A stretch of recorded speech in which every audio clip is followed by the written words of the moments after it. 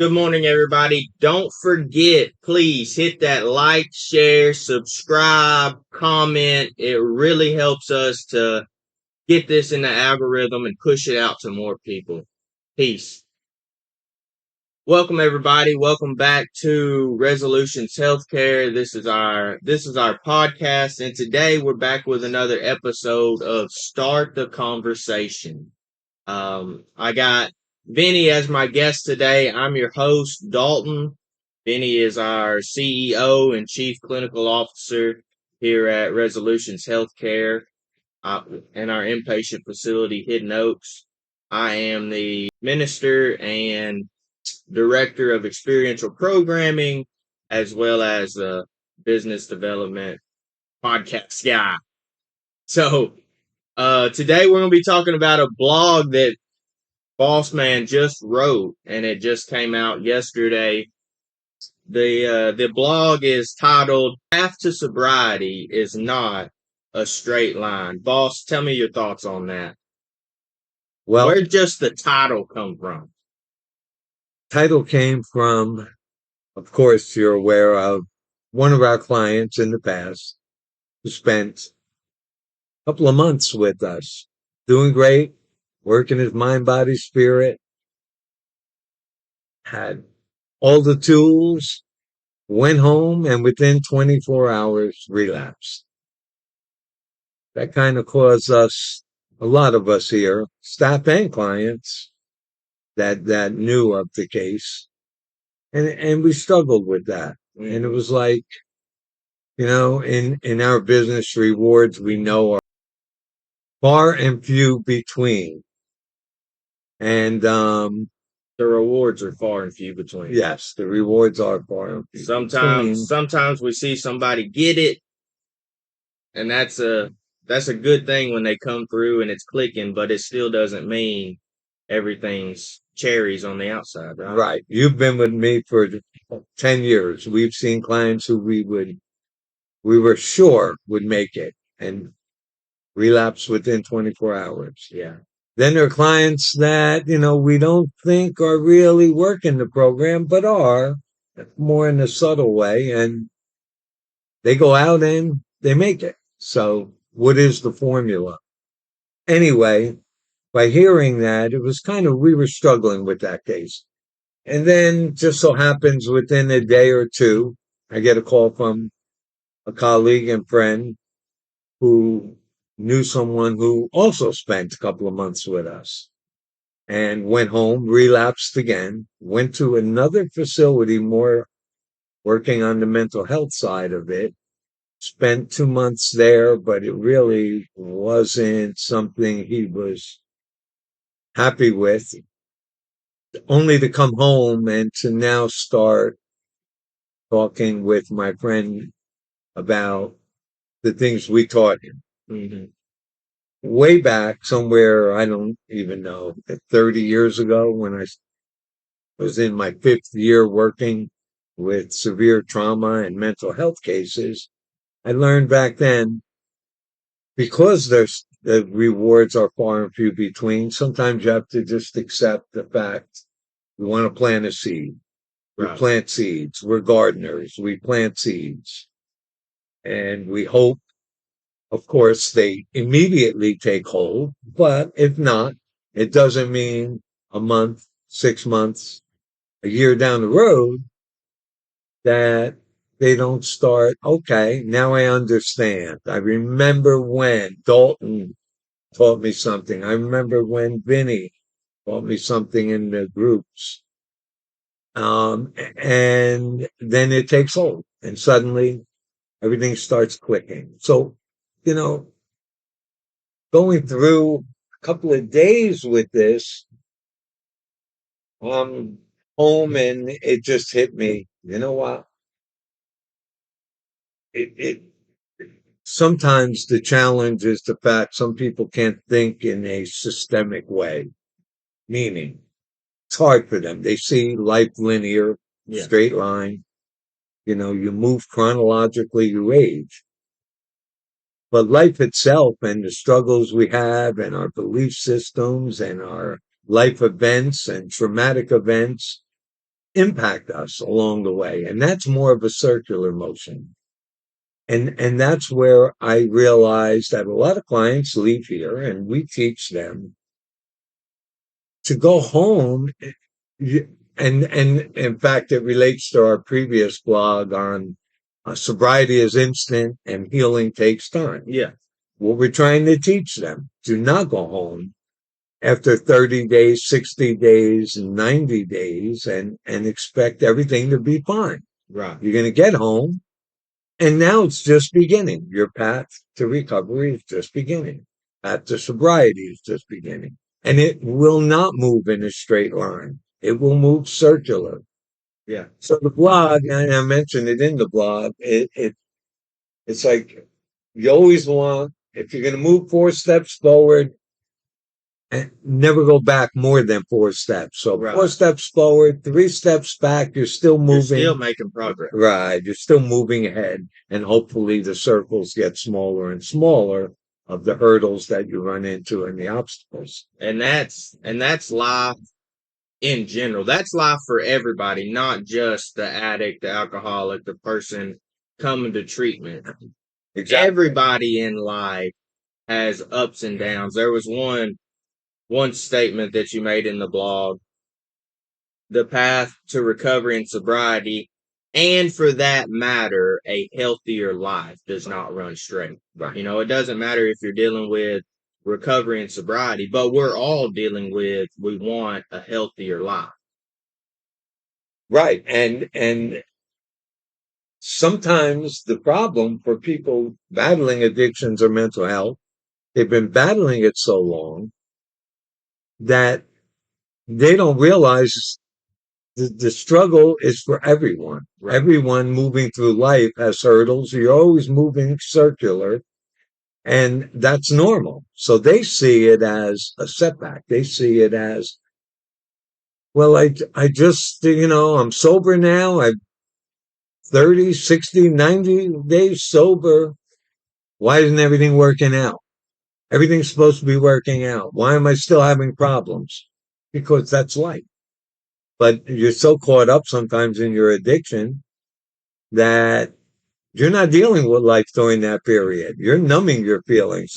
Before our technical difficulties, boss, we left off at the part where if a client comes through 30, 60, 90 days in treatment and they expect life to be easier and their addiction to be beaten, per se, when they get out of treatment after 30, 60, 90 days. On the side of your blog, I wrote down a treatment center, any treatment center, including us, not to say we're the end all be all, but any treatment center is not gonna fix you in 30, 60, 90 days. And I think that's where a lot of people struggle getting out. They think, "Oh, I'm better. I feel good. I'm thinking for myself again. I'm not addicted to this drug, this alcohol anymore. I've been weeks without it, months without it." And then what happens? How does a relapse happen so quickly? I think for what you just said, because they get home and the expectation, and I talk about expectations, I talk about it all the time. And although I definitely exaggerate it when I say don't have any expectations, of course we all have expectations. But to have an expectation that I got this, I know what I need to do now, and going home and doing it, and then you get off the bus, the airplane, a loved one picks you up, and I got this, and suddenly reality sets in. Someone says something to you, you get home, you meet someone that you used to be with and used to party with, or a loved one says something to you. And suddenly it's like it sets you back and you expected everything to be wonderful. And, that's just not going to happen. If you if you're going to have an expectation, expect nothing and hope for something, if that makes any sense. Um, we talk about it all the time. Again, you're battling, there is no one that comes for addiction treatment that isn't battling some other mental health component, whether it be anxiety, depression, PTSD. They're battling something that took many years and may have related to why they're dealing with addictions in the first place. Those issues aren't addressed yet. So, and we teach that, and you're aware we teach that in our groups.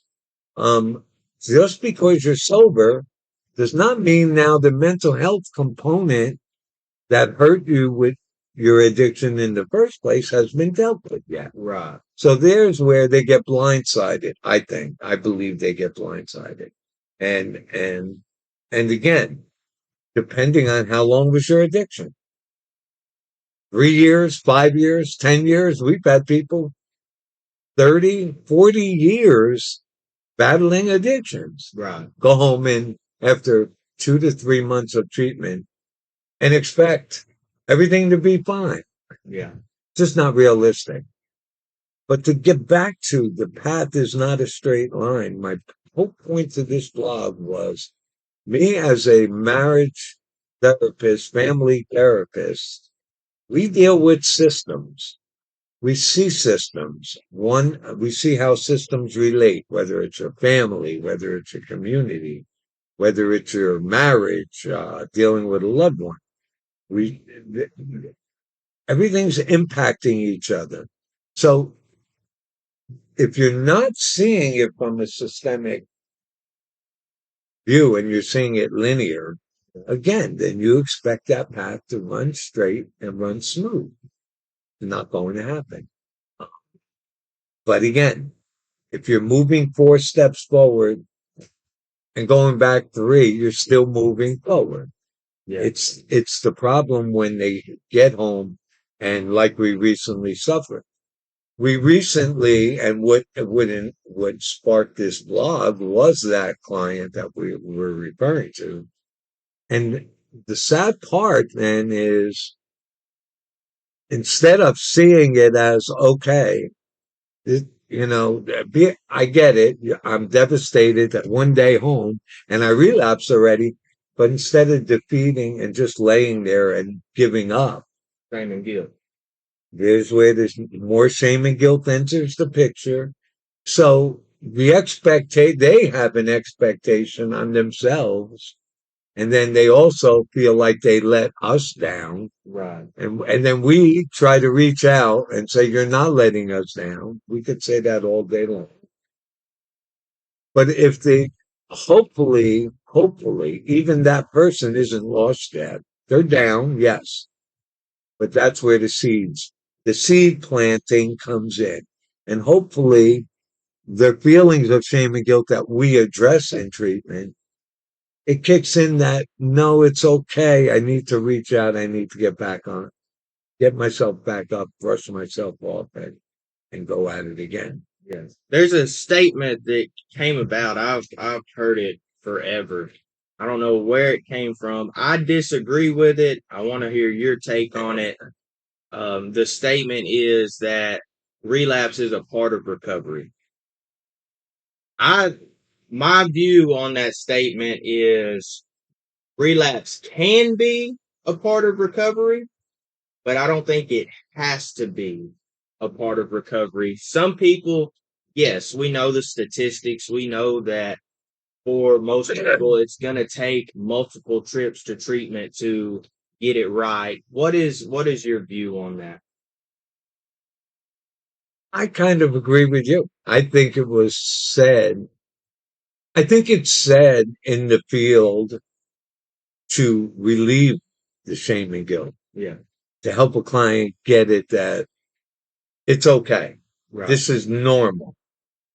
I hear your side of it, and I kind of tend toward yours of saying that I, I don't even like putting it.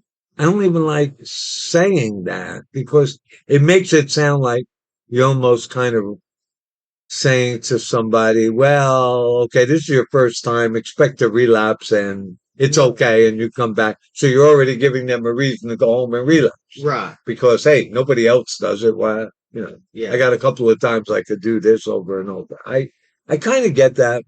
But I get the reasoning for saying it to someone who needs to hear it as they relapse Right. to say, okay, this is part of recovery. So I understand what makes people say it, but I'd rather approach it from a different perspective, like we're speaking about here. And that perspective, I think that happens because everyone misses the point. It's not only about the addiction. It's about your mind, body, spirit. It's about your mental health state. It's about all the unresolved stuff that hasn't been dealt with yet. If they understand that, then it puts it more in perspective for me. And I can explain it like I do here and when I say sobriety is instant, healing takes time. Right. And man, we've talked about that in the group. And I had even actually, as this morning, I had a client read this that's also been with us for a couple of months because I'm trying to plant a seed. That's what this is all about. This is only about planting seeds. Us in the field, again, the rewards are far and few between. We have to believe that, okay, it's okay. We're going to take a hit. We struggle when we see people. We want to help them that relapse after putting in all this work. It's maybe our own ego at play. And we have to brush ourselves off and say, okay, we planted enough seeds. Hopefully now they take hold somewhere along the road. And and that's what basically caused me to want to write this and cover the fact that, and I think I ended that way. The to sobriety is not a straight line. The path in all our lives are not a straight line. The path of a healthier mind and body and spirit is not a straight line. My life sure hasn't been that way Yeah, in me a either. straight line. No one has. So the timeline, do your timeline. If you do a timeline and look at a timeline, you will see the linear, you're aging, you're moving straight across. But if you put events on that timeline, you will begin to see more circular, and you want the setbacks to be less than the rewards forward. That's that's the mission. That's how we make progress. Right. That's the mission. The mission is 3 steps forward, 2 steps back, 5 steps forward, 3 steps back. Never gonna be perfect, but we're just hoping and reaching for that progression. Because at the end of the day, it don't matter what position you hold, it don't matter if you've struggled with addiction and mental health or if life is just rainbows and unicorns. We all have our struggles and we all have setbacks.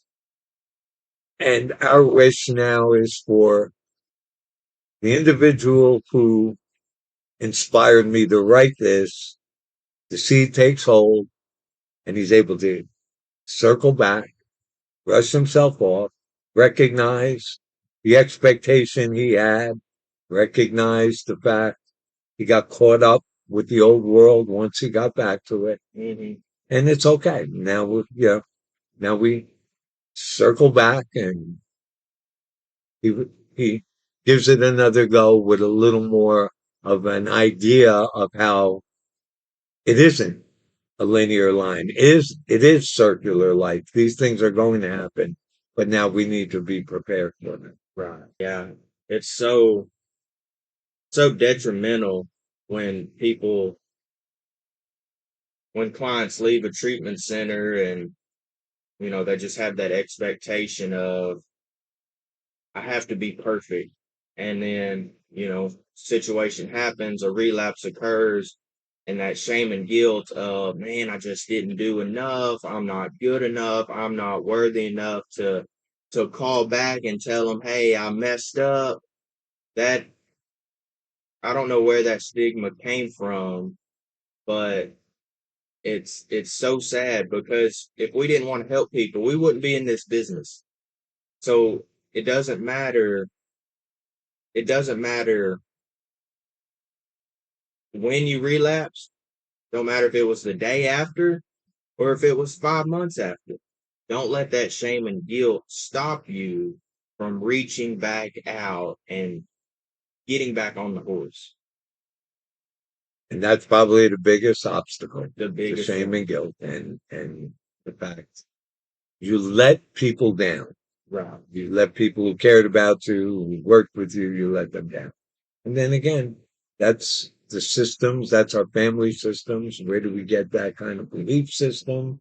And that is sometimes part of the problem, the belief systems they have. Well, I think that about wraps Yep. us up for today, boss. If you haven't, go to our Facebook page, go to our website, resolutionshealthcare.com. We got a section of all the blogs on there. We have a section for these podcasts. You can see about our treatment centers and learn about us. So get on there, give us a like, share, subscribe. It really helps us to get these videos out to a wider audience so they can learn about us here at Resolutions Healthcare. So until next time, y'all have a great day, and we'll see you on the next one.